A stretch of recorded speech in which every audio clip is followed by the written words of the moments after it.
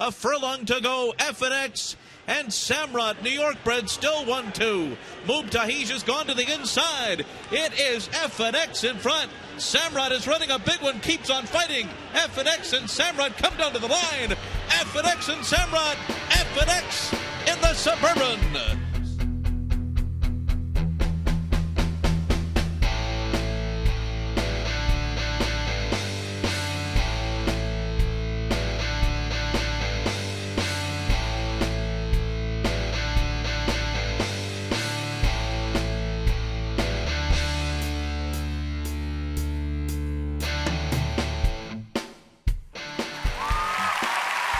Bobby Shoemaker, Andrew Calvano. It's Tournament Talk on the Tournament Edge for Friday, July 15th. 4 races on the docket as always. 2 at Belmont Park and then 2 more at beautiful Del Mar.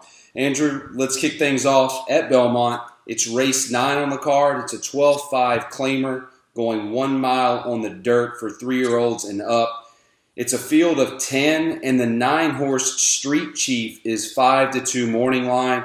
And to me, Andrew, I think you could find a plethora of horses that you could make an argument for that should be the favorite over this one. Yeah, I agree. There's a lot of horses in here that you can definitely make a case for to win the race. Overall, Street might be a little tough with the class drop and the form that he was in earlier in the year, and Brad Cox. So if he wins the race, I really wouldn't be surprised, but I'm not going to endorse the trainer, the jockey, and, coming into the track for the first time at such a low price, a horse that may go off shorter than 5-2. So I'll try to find another price here. With that being said, I took a long look at number 3, Classic Jock and Roll. This one goes first off the class of first off the claim with David Canizo. Canizo, first off the claim, he's not that strong, but he's had the horse for a while now, since March 26th out of Parks. Hopefully he's taking this horse, he's freshened him up. I see some decent drills here in the morning, though they are gapped. I've seen this before with David Canizo, so I'm not too concerned. Manny Franco gets aboard, and Bob, the whole point of this horse is this horse has some solid back class dating back to last year, and I understand he hasn't been in the form this year whatsoever. He's been switching barns left and right, but, this is a huge class drop, just like the 9. So if the 9's going to be the morning line favorite because of the class drop that he's taking, and he's 5-2, I'll take 5-1 on a similar class drop with a jockey that, once you get out of the names of the Rosarios, of Velasquez and Castellanos and Ortiz, he might be the best one left on the circuit. So I'll take my chances here. David Canizo, he's been hot and cold, but he had a couple winners last week, so hopefully that'll come over here. And if the horse runs anything to the fall of 2015, pretty tough to beat here. And there should be enough pace to set up for him. That was my next question. I was going to ask you specifically about 2 horses from the pace perspective. Obviously, I wanted to know where you thought the 9 Street Chief would be, which again is your 5-2 morning line favorite. And what type of trip are you looking for your top selection to sit? Would it be near or on the lead, or is it going to be closing because you mentioned the pace and you're hoping for a meltdown? Yeah, I mean, this one, running line, it looks like this horse will be coming off the clouds. I'm hoping that he's a bit forwardly placed today because, he's running with some very quick horses, and I think that was just the problem. He was too far back. He was outclassed. So hopefully he's a bit forwardly placed. Franco saves some ground on the rail. I don't expect him to be on the lead, maybe 5 lengths off the lead, at the half-mile point. The 9 has some speed. That'll probably be his best chance to win. Eric Cancel is an aggressive rider, so I see him out there. Johnny Velasquez is most likely going to send the 10 Lunchback Sam. I think a big horse for the pace perspective is going to be number 1, Finding Candy. I think Castellanos is going to want him on the front end from the rail, so that's another horse that's going to be in the early pace perspective. Other than that, you have some speed from the 7. Not too much, though. I don't expect that horse to really hold, so there should be a decent amount of pace here to set up for a 3. Well, you mentioned my top selection, and I'm banking on him being on the lead, and that's the 10-horse Lunchback Sam. Look, Andrew, I don't normally bet horses simply because of their last effort. I think a lot of horses are bet or overbet, if you will, because of their last effort. But in a race like this, first off the claim for Michelle Nevin, this horse showed exemplary speed going a mile and 16 with Eric Cancel aboard, carried a lot of the load for a long way. Now he cuts back in distance to a mile. I mean, the biggest jockey upgrade you can imagine from Cancel to Johnny Velasquez. In races like this, Andrew, with horses that aren't very good, in my opinion, they typically don't like to pass one another. And I think the 10 is going to be on or near the lead. I think the key to this pace is actually going to be the 7, Sea Preacher. If Johnny can get some breathing room early from the 7, or maybe if the horse is able to rate off of the 7 and turning for home be first or second and not get caught up in a pace duel, I really like the 10's chances. This horse woke up from a speed figure standpoint once he was claimed by Nevin. Again, with the jockey upgrade, I love the cutback. But if they do go at it early, if your 1 is part of that, the one that you mentioned, or the 7 is a part of that, I think the 6-horse Saturday's Appeal has a big look as well. But nevertheless, I want a horse on or near the lead. I love the 10's last effort at going a mile and a 16th. I love the cutback. Will be forwardly placed, and I think we'll have something in reserve this time with Johnny Velasquez aboard. Yeah, and I had to choose between the 10 and my 3. If we can check that out. Crossed out the number 1 selection, made him the 2 selection, throw him the 3. I was really high on this horse. The thing that I didn't really want is because I just thought there would be too much speed. But I definitely, see him. I was definitely a big fan of him. When I thought the 1 would go out, that's when I kind of threw out the 10 myself. Right. But if the 1 doesn't go out, then the 10's a major player. I'm not going to throw him off of any of my tickets, whether it be vertical or horizontal. I love Nevin first off the claim. It's one of my biggest angles, especially at 10-1. That's just asking for it. Right. Note how, you get Johnny V here, like you said. Usually you'll see a Jose Ortiz in the situation, but you get a confident rider in Johnny V who, when he rides when he rides the horse like it's the best horse in the race, regardless if it's a 12-5 claimer or a $100,000 stakes horse, he's just the best jockey and win total, whatever. Johnny V is just such a strong rider. So I love him teaming up here from Michelle Nevin. You don't see that too often, so I think that shows a big boost of confidence. So I think the 10 has a lot. If I'm wrong about the 1, then even more power to the 10. I think the 10 then bumps up in that sense there. So Bob, we're on 2 good shots here. Trying to beat the favorite, and I definitely think that's possible here in the 9th. The 10 is 10-1 morning line. Now, I normally don't bet these races through the window. I just find them to be very difficult to handicap because at this level, they can't put consistent races together. But if this horse is 10-1 when they go into the gate, I have to make a win wager on him. Do you see the 10 horse being 10-1 when they go out of the gate? I don't know. I originally had this one at 6-1 morning line, so I think anything at that price would be acceptable for me from a tournament perspective. From a win wager, I don't know how heavy you would want to go there, but I think 6-1 is acceptable odds here. I think a big horse that is, a part of that is how much money is this 1 going to take? Castellano generally takes a lot of money. I know it's Bruce Brown, it's a low percentage barn, but the horse is going turf to dirt and dropping in class, so the bettors may find a reason why to bet down on the 1. So, the 10 could definitely stay where he is. Irad and Rudy Rod are most likely going to get bet. So, there's no doubt that he could be 10-1. But I put him at 6-1 just because I like the appeal that he had. Okay, one more horse I wanted to ask you about, and I did mention him, but you kind of glossed over it before we review our top selections again and move on, and that is the 6-horse Saturday's Appeal. Last race, June 3rd at Belmont Park, going a mile and a 16th. Closed off of a hot pace that I talked about and ended up finishing ahead of Luck Box Sam. If you're right, there will be a pace meltdown. If that's the case, do you give the 6 any type of shot with Junior Alvarado aboard who's having a solid Belmont spring meet? Yeah, without a doubt, this is definitely one that's going to rally off the pace. I didn't see it too crazy to the point where this horse would come from. A thing of mine is I'm not a big fan of horses that can't win at Belmont or Aqueduct, have to ship to Finger Lakes for a freshening or a quick check, and then can't get it done there, and then they come back in a hurry. I like to avoid those horses until they can beat me, so that's another reason I stayed away from the 6. But if there is a pace meltdown, the 6 has shown the ability against tougher state breds to do so. Okay, so Andrew is on the 3-horse at 5-1, and I'm on the 10-horse at 10-1 morning line. So let's move on to Belmont Race 10 on the card. It's the last race at Belmont and probably will be a pivotal race in a lot of large tournaments across the country this weekend. It's a $40,000 maiden claimer, 7 furlongs on the turf, Andrew, for state-bred fillies and mares, 3-year-olds and up. It's a field of 12. And Electrified, the 8-horse, is your 5-2 morning line favorite. Andrew, maybe I'm just not seeing things correctly here, but I just don't see how this horse can be 5-2 off of that layoff and off of a subpar effort June 24th in its lone start. I get it's maiden special weight. People bet class. I guess that's the reason. But this horse was in a slow maiden special weight race, in my opinion. And at that odds, when we're talking about tournament play, I think you have to find another horse. Yeah, I agree. I was very confused by the odds myself. Like you said, Bob, the addition of the layoff, now this horse is going from Eric Cancel, who was a bug at the time. Now he's getting an 11-pound upgrade.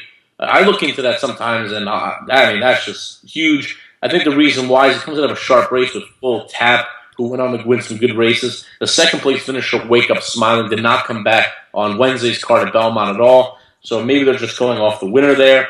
Either way, I don't really want any part of this horse. I mean, I know horse racing in general, it's a trainer's game, and that's what you got to find. But I'm not a big fan of Mike Luzzy, especially on a 5-2 favorite. Obviously when he wins, he's on much bigger prices. So right. I'll try to toss him here. And my whole thing is, and for people who follow me on a regular basis, understand that maiden claiming races on the turf at Belmont Park, I hit the all button every time. I'm not a fan of settling on short prices. I understand when I look at the forum saying that this horse dropping in class, he showed speed against Tupper, he can easily win the race. I still need to go get a price because these races produce the craziest prices of all. So that's what I'm going to try to catch here. I think there were a lot of logical horses. The 5, Subtle Lady, 7-2. That's a logical horse here I can see. That was my original morning line favorite. But my top selection is going to be number 4, Love's Blues. His three races on the turf were really not that bad against this company. Had some traffic trouble. Was going 3 wide, 4 wide the whole time. Earlier in the spring was facing older. That's an angle a lot of handicappers like to take advantage of older horses going against younger horses in this type. Was pinned all the way outside in the last start, but still finished the game 3rd to close. I'm just hoping that this one is a little bit forwardly placed. I know she's flashed early speed in that May 28th race, and really what I want in these races, these maiden claimers on the turf, is just get to the front end. So if this horse does that, and maybe he doesn't take the front end, but maybe he's just sitting there, right there. Angel Royal brings in some big races on the turf. Dom Chattino is also a good value trainer. So if forwardly placed today, with the cutback, going back to 7 furlongs, I think it's going to be a big player. And like I said, in these races, you need to go get a price because this is where they come from on the NYRA circuit. So 8-1, I'm on the 4 here.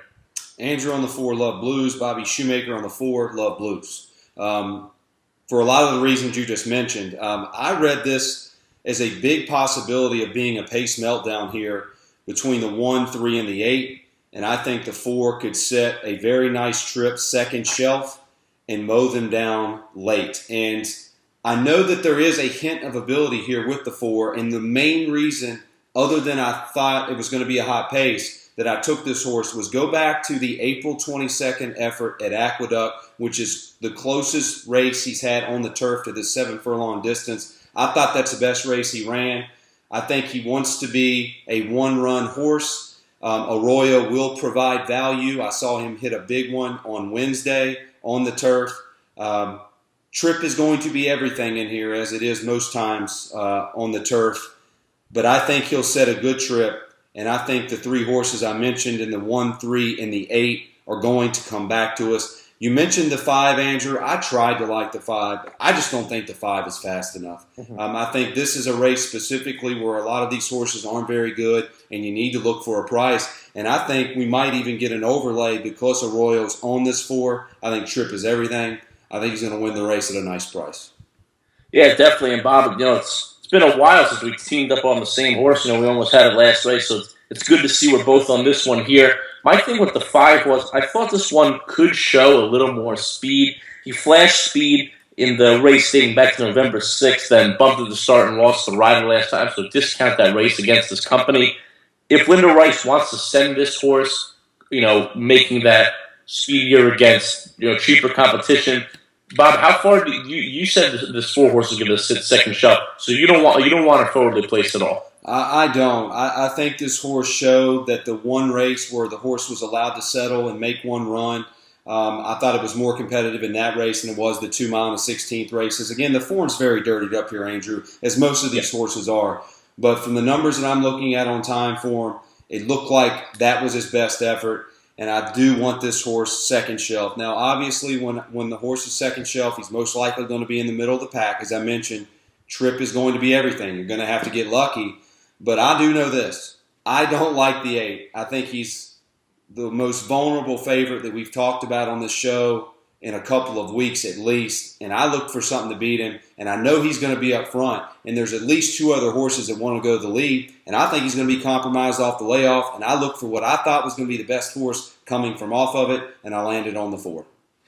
Yeah, without a doubt. And just head scratching here to see the 8 being favored. I actually think this one will float up toward 7-2, maybe even 4-1 if people start reading the form how we're reading it. Because I just don't see, the horse has some decent pedigree. A posse, a lot of these posse horses come back. They win a lot of these maiden claimers on the turf, but I'm not seeing it. I don't know how you can endorse such layoffs for George Weaver, who, don't get me wrong, I love him at a huge price, especially on the turf, but in this situation, I just cannot endorse it. So if the horse wins, then he truly earned it, and there may be something undiscovered here, but I think 100%, 1,000% this is a beatable favorite. When it comes to the larger tournaments that we're going to see this weekend, the NHC qualifiers, the Derby Wars 20K game, do you think this 8 is going to get played a lot? Because we do know that favorites do get played a lot, especially later in tournaments, by guys that are in the top 5, if they're trying to move up one spot or not. But overall, my question is this. Do you think this horse is going to be chilly in tournament plays, the larger tournaments, or do you think people are going to bet him because of the class and who he faced previously? I really think it depends on the price. I could really see an overlay on this horse. If this horse goes to 4-1, then people may be intrigued to take the morning line favorite at double the odds. So that's a situation I can see a lot of people leaning toward the 8 here. Bob, you played many more tournaments than me. What is your opinion on that? I think I don't care if the 8 would have dripped up to 6-1. I'm never playing that horse. I think at the end of the day, Subtle Lady's going to go off the favorite. I just can't see Mike Luzzy, no offense, going off the favorite in a race of this nature in a 12-horse field. That's just me, but I think the 5 is the quote-unquote horse to beat, but also very vulnerable at a very short price, in my opinion. Yeah, and that's what I had as the morning line favorite, and I always have to beat him here. Are there any other higher priced horses that you could see from a vertical wagering perspective, maybe to fill out some trifectas, maybe some superfectas for those who played here? That's a great question. I looked at the 2-horse Marshmallow Madness for quite some time. I didn't think the effort on May 18th was as bad as the beaten 14.5. 4 wide, 3 wide, first start of his career. Third start now. Back to where the horse ran first time out, which was its best effort. Dylan Davis is known to get on some long shots, and if you're looking to spice up the exotics and really have a heavy payday, if Andrew and I are right about the 4, if the 2 comes in, Andrew, you're looking at a very nice trifecta or exacta. Yeah, and I agree with that. I also looked at the 2 myself. If you look in the debut, this horse went off 54-1. Then second start went off near 10-1. Bumped the start that day, just didn't really want it, but still showed some early flash to get to the lead. I actually had this horse, Bob. I know you mentioned the 1 and 3 are going to show speed. I actually thought the 2 was going to show some more speed too. That's usually where Dylan Davis puts his horses on the turf, especially in these types of races. At the end of the day, I couldn't endorse the over 21 trainer and Dylan Davis, who's 8 for 137, but I give a lot of credit to Dylan Davis. He doesn't get on the best horses, but Bob made a good point. He gets on a lot of the long live long shots. So I think we can see this one here today, and he also may be on the front end. And there's always effort from Dylan Davis. I don't think there's many times when you're looking at horses that he rides when I'm watching the replays. They may run 4th, 5th, but he's always getting busy. There's always effort there. In a race like this, effort is everything. So Andrew and I both on the 4-horse Love Blues at 8-1. And Andrew, the next 2 races are at Del Mar, and can I say I'm very happy at that, as we are getting to the meat and potatoes of horse racing in the summer. Saratoga is soon, Del Mar right now. Let's go to race 7 on the card. It's a $75,000 allowance optional claimer going 2 turns on the turf for 3-year-olds. It's a field of 12, and It's the Ice, the 2-horse, is your 7-2 morning line favorite. Andrew, I'm going to try to beat this horse, but I have no problem with this horse being the favorite. It's Martin Garcia. It's Phil D'Amato. This horse has run races in the past in which you could say that he's going to be the lone speed here and be tough to catch. The last workout was 5 furlongs and 59 flat. It tells you the horse is ready to run, maybe its best effort yet. I get it, but I think the horse is vulnerable to a certain degree because of the stretch out. Your thoughts? I think that too, but like I said, Bob, I wouldn't be surprised if this horse won. He ran a lot of races, ran 3 races in almost less than 2 months, less than 3 months, I'm sorry. Phil D'Amato takes a little break. Coming off these types of layoffs, he hits 26% of them. So there's a lot of reasons to like it too. I agree with you, Bob, and I agree with the morning line odds maker. I think this horse is the one to beat here. My problem is I saw a lot more speed to go out with the 2, and that's why I just couldn't endorse him on top. You know, if he wins it, he truly earns it. So I'm going to look for something that's coming a little bit off the pace. And with that being said, I land on a horse that's going to be on the outside, and that's number 11. I'm already there.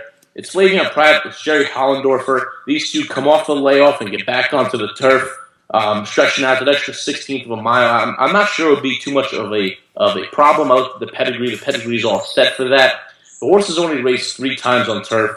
He didn't miss the money in either of those starts. He ran into Zuma Beach at Santa Anita in the fall, finished half a length, but just got caught by Dresden Hermes, who has obviously turned on to be a terrific horse here, who will also be featured Del Mar Saturday, I believe, if I look at the entries correctly. And if you look back, this horse, when in the Grade 3, faced Hayes on Ice and Mac Daddy Mac. Then he goes in the low South Futurity, finishes 3rd behind Morris Spear and Hayes on Ice, who that was a 1-2 race all the way around. Go back to the Sham, the Grade 3 in January, loses to Collected, loses to Lyobin, who, Lyobin, you know, he may not win. Obviously, he's a maiden, but, I mean, the horse hasn't been in a maiden special weight in how many months? This horse is trying out great company. And then he loses to Danzig Candy, who eventually goes on to the Kentucky Derby. So I think there's a lot of solid horses in the running line. I think this horse has a lot of back class. The horse getting back on turf for Jerry Hollendorfer off the layoff. I love the workouts. He's working out over this turf course. Notice how Flavien Prat ditches the 5, who he rode for 3 career starts for Richard Mandella. Hops aboard this horse. This horse will sit right off the pace, which should be hot from the inside horses. And this is a horse that's going to come down and close late. And if 6-1 is a thing, I'm going to make a window bet myself, Bob. Let's talk pace. Obviously, we know that It's the Ice is going to the lead. I had the 8, possibly the 9 on the stretch out off the layoff, and maybe even the 4 going to the lead. I think we're both in agreement that the 2 is going to have company. You know the horses I think that will be up there with him, or with her, excuse me. Who do you think is going to accompany the 2 horse?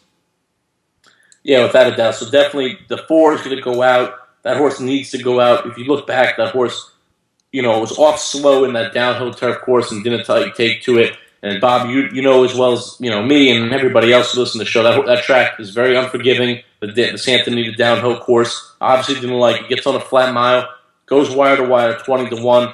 But I think this horse is a one-way speed horse, so he'll definitely be on the front end. We'll see how long he can go. I think the 5 shows a bit more speed today as well. The 8, like you said, Bob, is definitely going to be out on the front end. The 9. I'm reading from what DRF says. DRF says that this horse will be on the lead as well. So that pretty much looks like those 4 horses. And I wouldn't be surprised if the 1, I know that 1 horse is coming off a lone maiden claiming race, may not be a big difference here, but has to send from the rail. So I think a lot of horses will be right on this too. This selection is my top selection of the 4 races. I love this horse, and I love this price. And it's the other Phil D'Amato horse. It's the 10, Lawrence Lad. This horse is 3rd off the layoff for Phil. Joe Talamo, who I'm a huge fan of, gets aboard. And this horse's effort, first time going 2 turns, I thought was outstanding. And you could argue, Andrew, if you go back and watch the replay, and do me a favor, go back and watch it after the show. This horse, I think, was going to win the race and got in tight late. And then by the time it got out again to make that run, it was too late. Loses by a length and a quarter in a $75,000 stakes race after just breaking its maiden at 6.5. He's going second time long. Phil, I think he gets a better rider in Joe Talamo. No offense to Bays, he's a good rider as well, but Joe Talamo's been lights out. I love this horse. I think he's going to benefit from the pace meltdown. I think he's going to improve off that June 18th effort. I'm a big fan of Phil D'Amato. Everything I like in horses on the turf in this spot, he fits the bill. This horse fits the bill. I'm a big fan of Lawrence Ladd, the 10 at 8-1 morning line. Yeah, and that last out stakes race was actually a real tough one if you watch the replay, and I can agree with you. I will watch the replay, but I do remember watching that race live. You had Rallis in there. The 5 Bombard actually beat Mr. Rory that day, who went on. So I think that goes to show there's a lot of good horses in that race. Mr. Rory is a good horse himself. I like the selection, Bob. The blinkers on kind of scared me. Do you have any thoughts on that? I did think about that, and I looked at that. And give me your thoughts on what I'm thinking here, Andrew. When you're out that wide on the 10 post, you run a risk of getting caught up in traffic and being too far back. I think Phil just wanted to assure himself that the horse was going to be alert leaving the gate so Joe could maintain that second shelf position instead of being way back in the back and then having to maneuver through so much traffic and catch some very good horses. That's my thoughts on the blinkers. Yeah, I agree with you. And if you look back, this horse ran with blinkers in his first 2 starts. I'll throw out the October 24th race because that was a 5.5 furlong on dirt. I'll throw that out. Actually ran a very bang-up third in that being special weight on November 28th. Loses the Path of David. He was the next stat winner, an undeniable use. Turned out to be a good horse in Allowance Company. But, taking him off and winning on the downhill turf course only is what scared me away from this one. But I will give it to you, Bob. I love the cutback of this horse. And I think, like you said, this horse is another horse that sits right off the pace. I think my 11 and your 10 are going to be right there, and they're going to be making that last run. So I think, once again, we land on some pretty good horses here. It's tough to see because the 2-horse, It's the Ice, looks to be a very promising horse in Phil D'Amato's barn, but it does not seem like he gets it today from a pace perspective.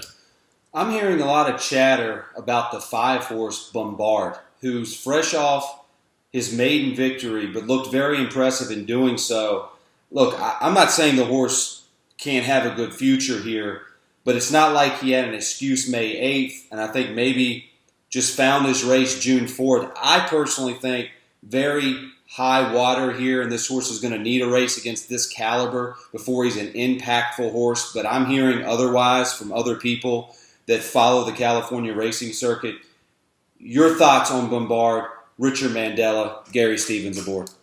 Yeah, I mean, he definitely has the pedigree. You can definitely see this horse being a good one down the road. And like I said, I made a comment earlier. This, horse racing is a trainer's game, and a lot of players, won't play the jockeys, whatever. But I think if this horse was this live, as people are saying, Flavien Prat would have stayed aboard. That's my only concern about the jockey switch. If you're Richard Mandella, Gary Stevens is a Hall of Fame rider, don't get me wrong, but at this time, wouldn't you want Flavien Prat over him? Yeah, so I completely agree. Yeah, so Pratt made the decision, so I think that's what, that's my reply to that comment when I have to weigh the 2. 3-horse, All the Marbles, red hot, Mike Smith aboard. Your thoughts on this horse's chances? Yeah. This horse scared me. It was between the 11 and the 3 for me from off the pace. This was the horse that scared me the most. I tossed that the downhill turf race back on April 2nd. Like I said, this one also hopped off slow, and say the comment again, the track's very unforgiving. If you don't get a good break from the beginning and you make one false move on a downhill turf course, just throw the race out from that point. He comes back. The pace was pretty decent that day, that May 13th day. He just got up for a nose. He had to steady a little bit, so you give him the props that maybe he could have won it a little more aggressively. The gallop out was strong. I watched the replay. This is the one off the pace threat that I thought could battle with my 11. But I think this is just another horse that needs to face winners for the first time. Lastly, the 12-horse Lucky Brian, Victor Espinoza, John Sadler. In fact, the 12 horse is coming out of the same race that my top selection is coming out of, but yet shorter price. Look, again, watch the replay, Andrew. Tell me what you think, but to me, Lauren's Lad looked much better in that race and probably would have won if weren't blocked. Your thoughts on the 12 horse from off the pace at 9-2? Yeah, and from what I remember is, I mean, that horse, he was forced on the rail, and he just kind of got a dream trip. It kind of opened up for him, so I'm not ready to endorse a price. Now the horse has to get shifted all the way outside. I think, it's just not going to set up for him as well. I will give him the benefit of the doubt that there are a lot of good horses in this running line. He faced my horse 3 back on October 15th before going on the shelf.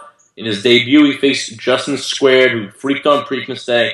So he has been facing some very tough horses, but I don't think this one's going to like the post. He's had better races from the inside. If you look back to his win on September 26th, his May 14th, and his June 18th, I don't think the horse is going to like the outside. I think he's going to waste up too much ground, so I'm going to stay away from that one. Andrew, on the 11 horse, I'm already there at 6-1, and my top selection of the Tournament Talk show is the 10 horse Lauren's Lad at 8-1. Andrew, Del Mar race 9 is the last race on the card, but it is certainly the most talented. It's the Grade 2 Yellow Ribbon Handicap. It's also 2 turns on the turf for fillies and mares, 3-year-olds and up. It's a field of 9. Nancy from Nairobi, the 2 horse, is your 3-1 morning line favorite.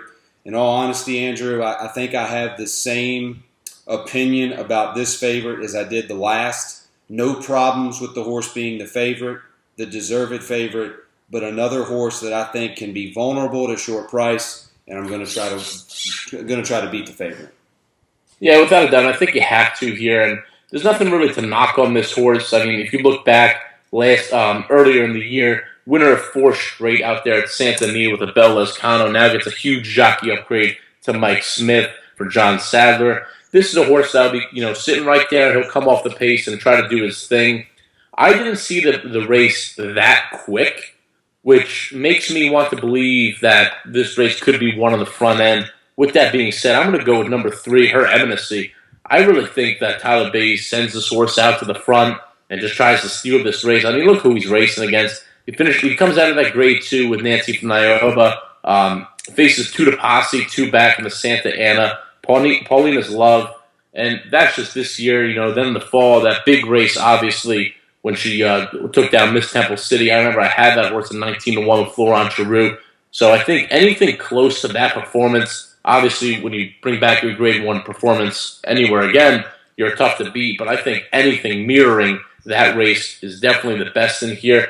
And at 6-1, I mean, that's just a big, big value on a horse that could steal this race. So that's where I'm going to land and just try to hope that Tyler Bates sends her, and that's the race right there. Don't make any mistake about it, Andrew. In my opinion, if Nancy from Nairobi runs back to her May 5th effort, which was the Grade 2 race at Santa Anita going a mile, I think she's your winner.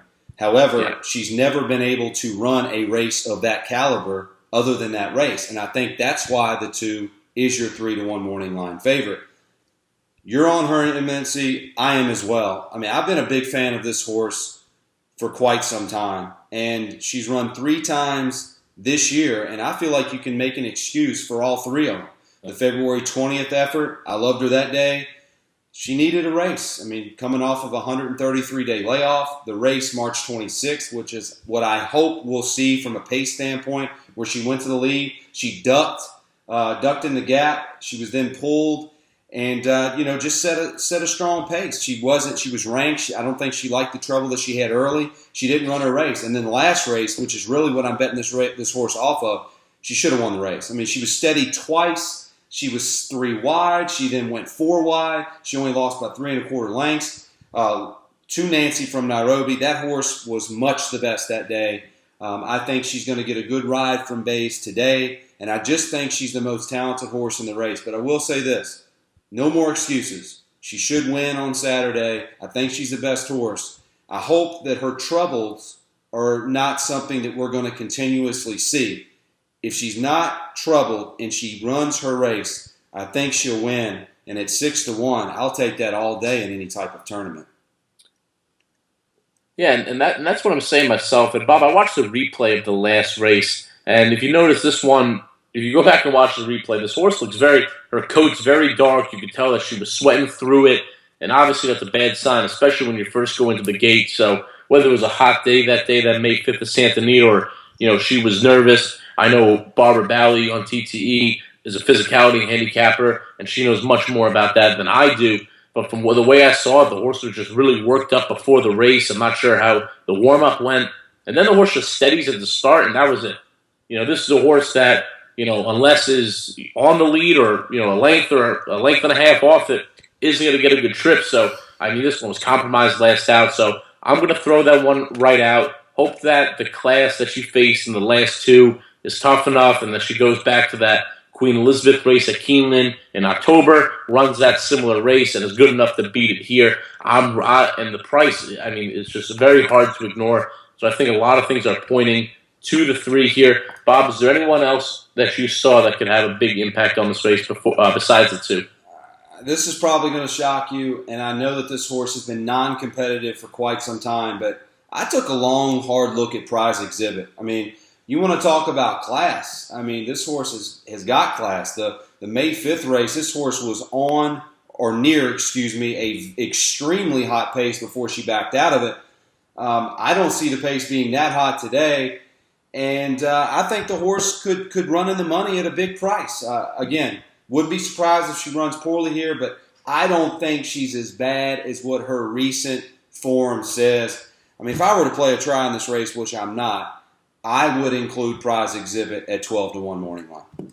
Yeah, and Bob, we actually talked about this horse when we were reviewing the Just the Game on Belmont Stakes weekend, and we said, look, we understand that the horse has kind of been out of form, but has all the class in the world.